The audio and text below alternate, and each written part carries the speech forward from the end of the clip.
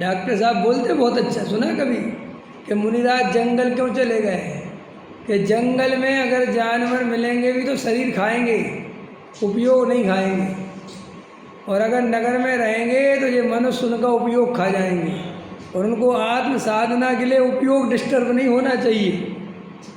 समझ में आया कि नहीं आया? क्योंकि मनुष्य मानता नहीं है। मुनिराज बैठे हैं, सामायिक कर रहे, आगे बोलेगा और मुनिराज सामायिक में मन लग रहा कि नहीं? अब बताओ क्या करें हैं?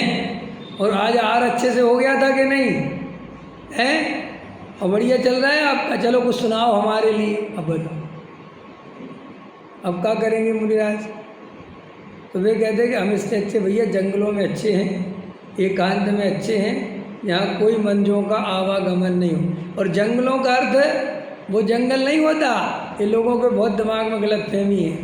हमारे मुनिराज शेर चीतों के बीच में नहीं रहते, ये तुम्हारी धारणाएं बहुत गलत हो। तुमने वे चित्र भी ऐसे ही बना रखे हैं कि जैसे वे शेर चीतों के बीच में बैठे रहते हो। भाई शेर चीतों के बीच में बैठे रहेंगे तो कितने दिन सुरक्षित रहेंगे? तो कॉमन सेंस की बात है, कोई शेर थोड़ी हर शेर सम्यक दृष्टि हो जाएगा हैं?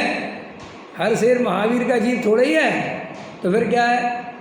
वन प्रसाद कुटी, क्या लगा? वन प्रासाद कुटी, ऐसी जगह रहते हैं जहाँ मनुष्यों का ज़्यादा आवागमन नहीं होता।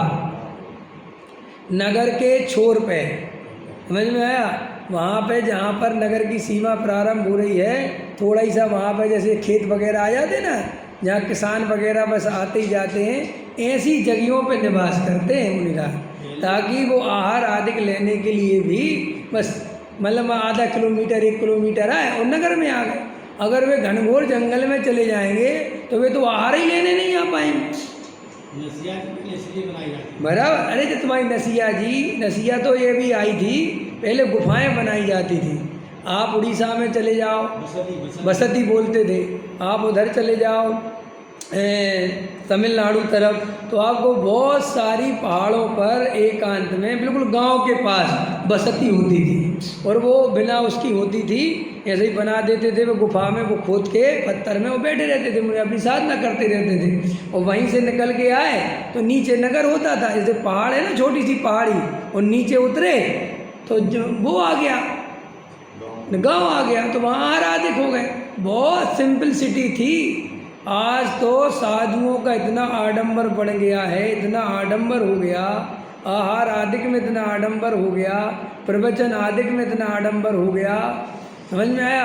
पहले तो साधु उसी पहाड़ी पे, उसी गुफा में, उसी ऐसे एकांत में बैठे रहते थे, और श्रावकों को लाभ लेना होता था तो बस शाम वाम का टाइम, सुबह का टाइम वे वहाँ चले जाते थे और बस ऐसे ही बैठ जाते थे, और मुनिराज 10, 20, 50 लोगों को सुनाते थे। समझ में? ऐसा सिस्टम था।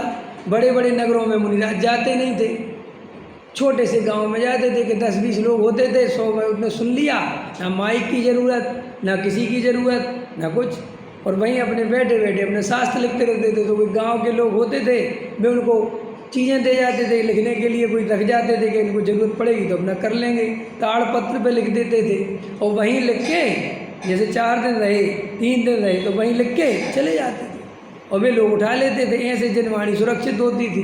मैं कुछ सिंपल था।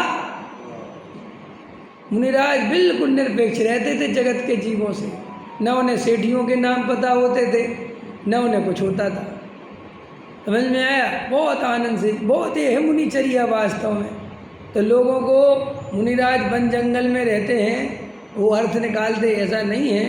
नगर के पास, लेकिन नगर के बीच में नहीं रहते, धर्मशाला, क्योंकि यहाँ तो लोग उनको रहने ही नहीं देंगे। जैसे आजकल साधु हैं, अब उनको सामायिक करना भारी पड़ता है, क्योंकि लोग सामायिक में डिस्टर्ब करते हैं, लोग मानते ही नहीं। अब 4 तो पहरेदार लगाने पड़ते हैं बाहर, कि भैया बाहर खड़े करो 4-6 आदमी, और कहो के अंदर साधु जी की अभी सामायिक चल रही है, ताकि कोई आवे नहीं।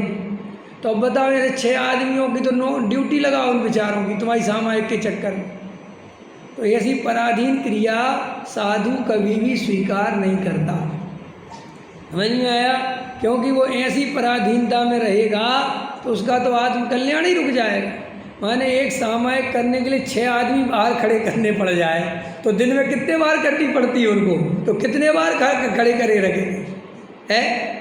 और ऐसे आडंबरपूर्ण आयोजन, उसमें बड़े बड़े मंच, करोड़ों रुपए के टेंट, अब वो सब खर्चा लगेगा कि नहीं लगेगा? अब खर्चा लगेगा तो वो इकट्ठा करना पड़ेगा कि नहीं करना पड़ेगा? तो वो सब एक के बाद वो आडंबर बढ़ता ही चला जाता है।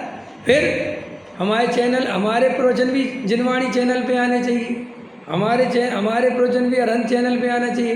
तो अब वो आए कैसे? फ्री में तो दिखाते नहीं।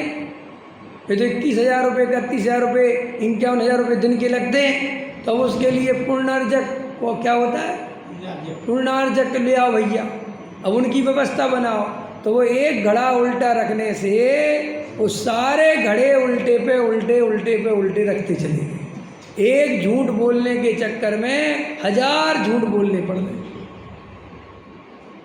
अगर यही साधु आज भी नगर के बाहर चले जाओ कि अब हम नहीं आएंगे, आहारों के लिए आएंगे, हमें कोई लेना, तो सारे आडंबर अपने आप खत्म हो जाएंगे। समझ में आएगी नहीं? और बाहर हमारा कोई लेना देना नहीं किसी से।